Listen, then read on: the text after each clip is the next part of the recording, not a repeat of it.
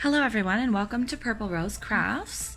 Today we're going to be learning how to crochet. So very first thing, we're going to talk about our equipment. So today we're using the Bernat Pop line of yarn. It is a medium on the weight scale, and we are using a 4mm crochet hook to crochet. All right, so first things first, pulling the yarn out of the center of the ball helps to prevent the ball from rolling away from you as you're knitting or crocheting. All right, so first thing we're going to do here is we're going to wrap the yarn around our first two fingers, crossing over. So there's an X there on the front, and then on the back, we're going to hold on to everything here. We're going to turn it over on the back, and then we're going to insert our hook underneath the tight one and grab a hold of our loose tail, the long tail there, and then we're going to slip our fingers out and pull everything tight. And there's our knot, and if we give it a little tug, it's going to tighten up onto our crochet hook there. All right. Let's try that again. All right, holding in our thumb and middle finger, wrap around the index, cross over in the palm of the hand side, around to the back. Then we've got a loose loop here, a tight one here. We're gonna go under the tight one and then hook onto our loose one and slip our fingers out and give it a tug to tighten up our string. All right, now starting with a slip knot is not always necessary. There are other options like a magic ring if you're going to start crocheting directly into the round. It is another great option, which I will show you on the next video. All right, so the first thing we're going to do is we're going to start with a chain row. So in this example, we're just going to make a small swatch. So I'm going to start by chaining 10 chains. So in order to do that, what we're going to do is we're going to hold our crochet hook in the right hand, hold on to our yarn in the left, keep a little bit of tension on the yarn, not a ton, hook your hook underneath, catch the yarn with your hook as you can see there, and pull it back through the loop that you started with. Try to keep your loop not too tight. The more you do this, the easier the chains will become, and you'll be able to figure out how tight to keep these to make sure that your next row of stitches are nice and flat with the chain row. All right, so we're going to do 10 of these. So we just did one, so we're going to hook our hook over the yarn again, and we're going to pull it through, and then again, and again. So that's going to make 5 chains. So when we go back to count, we're going to count 1, 2, 3, 4, 5. Now the reason it's important to go back and count is because a lot of patterns will show you chain 12 or chain 20 or chain however many it says to start with. Make sure you're only counting one side of the chain though, one side of the yarn. So in this case, we're going to count on my thumb side here, which is 1, 2, 3, 4, 5. If you're counting the actual chain stitch itself, sometimes you can get mixed up and count too many.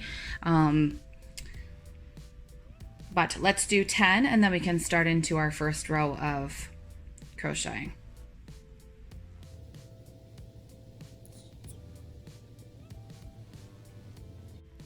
In a lot of patterns, actually, it will tell you to do one extra just for that extra chain at the end, so we'll do that too. All right, so now the first row that we're going to start crocheting is going to be a single crochet. Now when you're single crocheting, basically what we're going to do now is we're going to crochet back into the chain stitches that we've already created. In this case, we're going to skip the first one, the one that our yarn is basically coming out of the center of. We skip that one, And then from here, we're going to stick our hook into the next stitch away from our hook currently. So we have our last one here and then our next one there. So we're basically skipping the first chain and going into the second. Crocheting into the second chain from our hook. And we're gonna put our yarn over top of the hook, twist our hook a little bit, hook the yarn with it, and pull it back through just the chain that's on the bottom, and then pull it up a little bit so it's a little loose on our hook. All right, so now we have 2 loops on the hook. Now what we're going to do is we're going to loop our yarn back over the hook again and pull it through. All right, and that is the essential step for our single crochet. All right, let's do that again. So we push our hook down through the next chain in our from our chain row, hook our yarn over the hook, pull it back through. All right, now we have 2 on the hook again, yarn over the hook, or you also have the option of twisting your hook to catch the yarn as well. That's easy enough. And then you pull through through both hooks this time. Okay, I like to keep my yarn on my hook nice and tight. Not fully tight, it still is enough to move, but it's fairly tightened up there. All right, let's keep going. Down through the chain, hook the yarn, pull it back through, and hook again, and pull through both loops.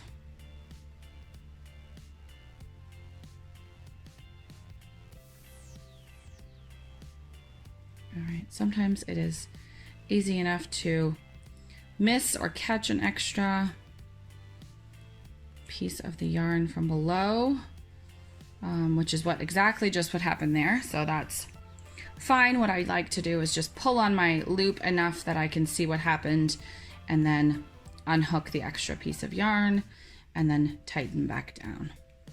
All right, so another single crochet down through the chain, loop over, catch our yarn, pull it up and through, keep it on your hook, loop your yarn over again, and pull back through both loops.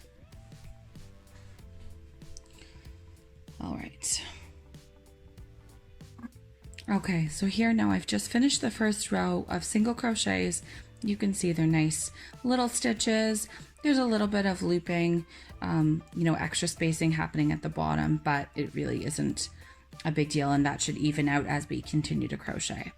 All right, so this is our first row. When you're single crocheting back through the tops, we do exactly the same as we just did. So the top of the stitch here actually looks a bit like a braid, which actually resembles as well our chain row from the bottom row. So what we're going to do is we're going to continue crocheting through those. If we're doing another set of single crochets, then we would chain 1 at the beginning of the row to give us a little bit of height where we're going to continue crocheting the next set of stitches.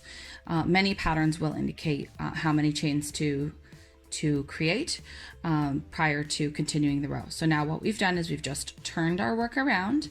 So now essentially we're looking at the back of the stitches, but once we're crocheting along, they really do almost look seamless. Okay, so our first chain is there. We've turned our work. Now we're going to insert our crochet hook underneath both of the top chain looking part of the stitch here at the top, and we catch our yarn over top, pull back through, and then we loop back through the second time. Okay, so then we can continue our single crochet along. Now there's lots of different variations of this. Some people like to crochet through just the back loop, the one closest to us. That is possible, just as long as you're being consistent when you're crocheting.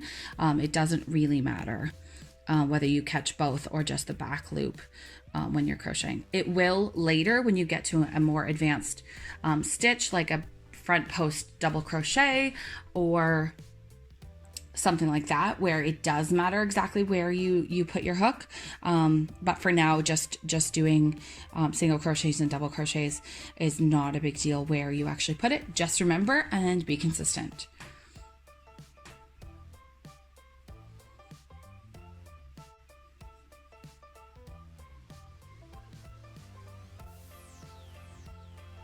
See, like that one, we actually hooked just the back loop as we were going through, and we had to check and make sure. So we want to make sure that we're nice and straight as we're coming through our crochet there.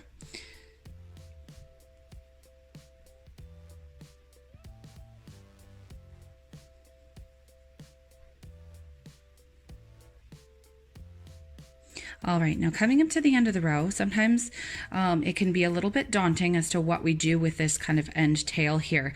But if we look at the top, we can see that there is actually a chain left at the end for us to go ahead and single crochet into. If you miss this, your work will end up wonky. You'll end up with not straight edges and inconsistencies when you're trying to make something straight, like an edging for like a blanket. Or a scarf. Blankets, not so much, because when you're crocheting, you're going to actually add a border around the outside. So you may be able to eliminate some of that wonkiness, but definitely with a scarf, if it's one with a straight edging, you're definitely going to notice as you get further along. All right, so that's the end of our second row there. And basically from the front and the back, they look pretty similar.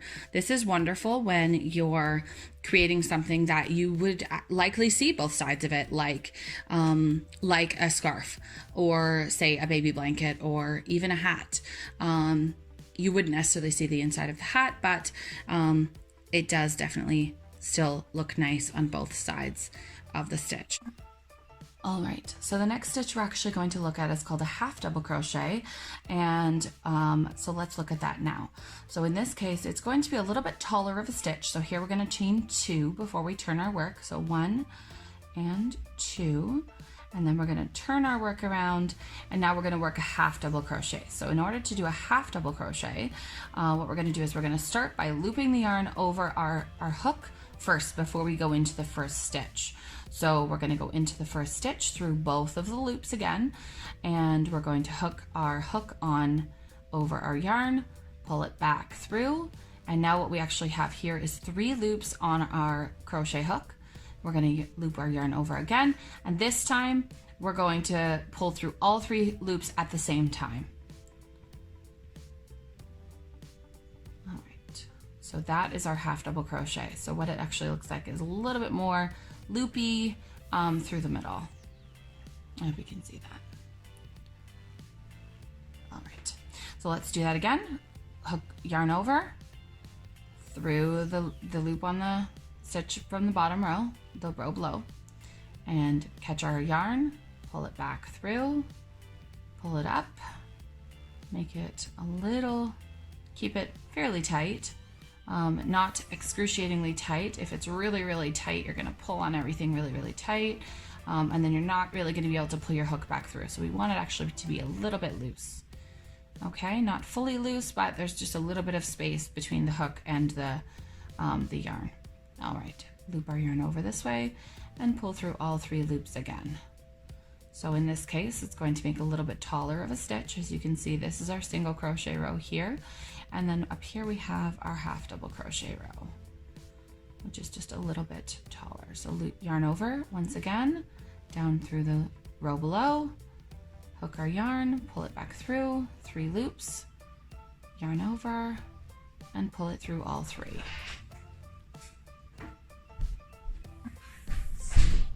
All right, so here we finished our half double crochet row here at the edge. We went all the way to the last stitch here on the end. Feel free to go back and watch this section again if you feel like the half double crochet was difficult for you to master. So now the next stitch we're going to learn is the double crochet. Now in this case, what we're going to do is it's a taller stitch like the half double crochet, just a little bit taller. In this case, we're only going to do a two chains, to give us some height prior to starting our stitch. All right, so we turn our work over. Now this one we're going to do very, very similar to the half double crochet. We're going to loop our yarn over once and insert our hook down here, hook our yarn, pull it back through, just like we did in the half double crochet. Very, very similar. Here we are with 3 loops on our crochet hook. Now we're going to yarn over here, and instead of pulling through all 3 hooks, we're going to actually just pull through 2. So we're going to pull through 2, and now we're left with 2 on our hook, and then loop and pull through the last 2 on the hook. Now the next double crochet, we're going to do exactly the same way. Loop our yarn over our hook first of all, down through the top of the loop in our work, crossing over, pulling our yarn back through, yarning, putting the yarn over again, through 2 loops, and then through the last 2 loops. Yarn over, down through the top of the stitch below, yarn over, pull through, yarn over, pull through 2, yarn over, pull through 2. All right, and we'll continue doing that to the end of the row.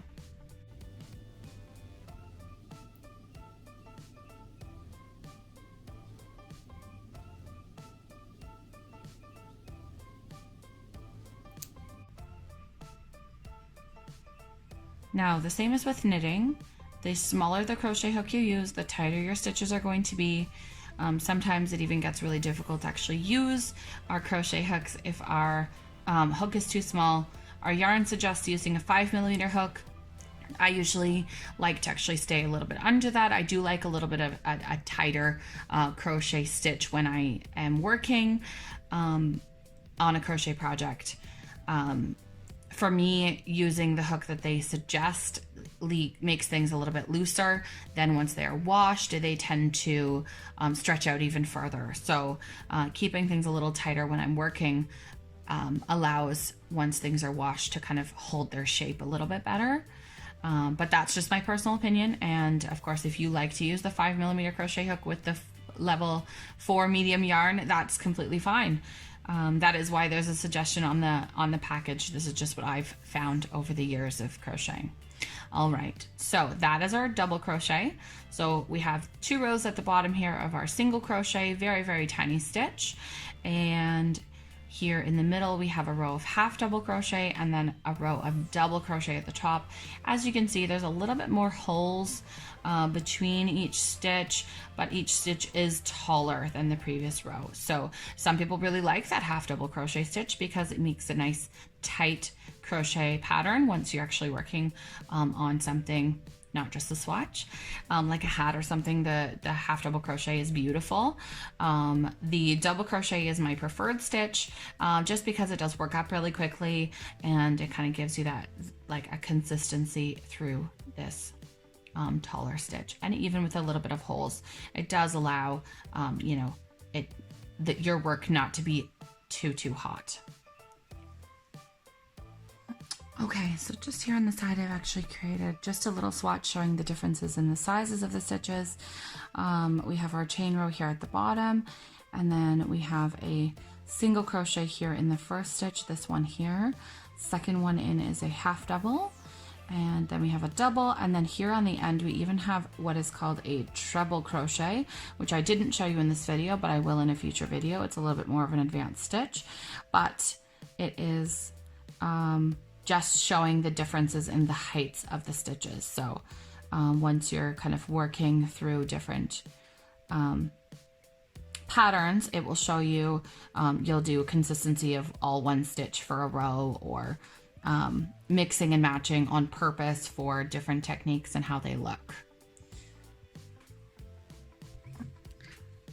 All right, so that's all we have for this video today. Feel free to hit that subscribe button below and the bell icon to be alerted when we post new videos. Thanks so much.